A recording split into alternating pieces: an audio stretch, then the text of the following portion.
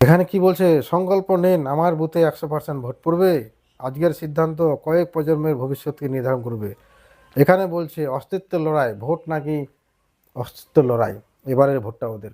আমি বলছি এবারের ভোট আপনার অস্তিত্বের লড়াই, বিজেপির অস্তিত্বের লড়াই নয়।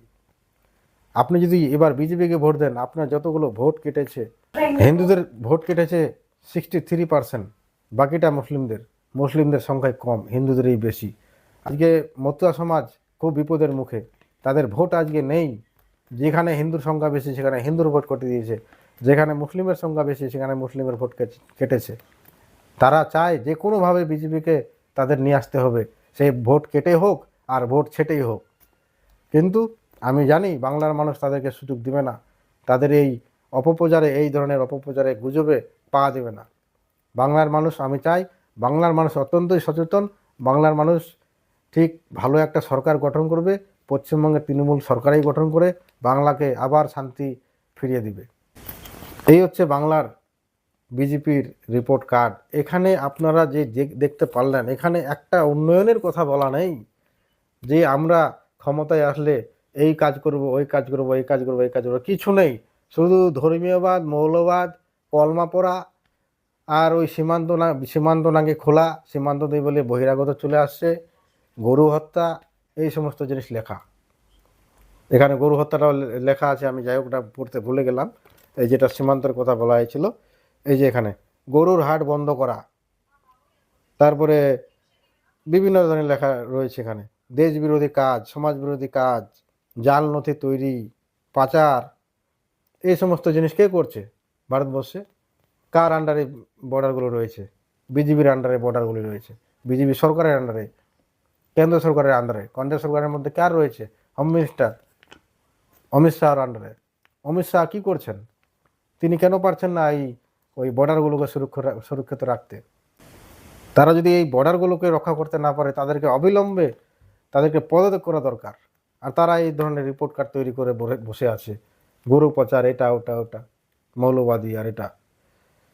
এখানে নারী সুরক্ষার কথাটা যেটা বলা হয়েছে, নারী সুরক্ষার দিক থেকে সব থেকে পিছনে বিজেপির যতগুলো রাজ্য রয়েছে, আজকে তারা এখানে এই কথাটা লিখেছে। তাদের শুধু অপপ্রচার আর গুজব, যেটা আমাদের বিধায়ক মোশাররফ হোসেন প্রায় বলে, বিজেপির মেন উদ্দেশ্যই হচ্ছে অপপ্রচার আর গুজব ছড়ানো। তারা উন্নয়ন করতে পারে না। তারা এই হিন্দু আর মুসলিম করে আজকে ক্ষমতায় ভারতবর্ষে এসেছে, আর আগামীতেও তারা এই কাজ করেই থাকতে চায়। তারা উন্নয়ন দিতে পারবে না। তারা উন্নয়ন দিলে তাদের মানে মাথা ব্যথা হবে, তারা উন্নয়ন দিলে তাদের ঘুম হয়ে যায়, তারা মানুষের সুখ দেখতে পারে না। মানুষের সুখ হয়ে গেলে বিজেপি ভাববে যে মানুষের সুখ হয়ে যাচ্ছে, আমাদের কেউ ভোট দেবে না।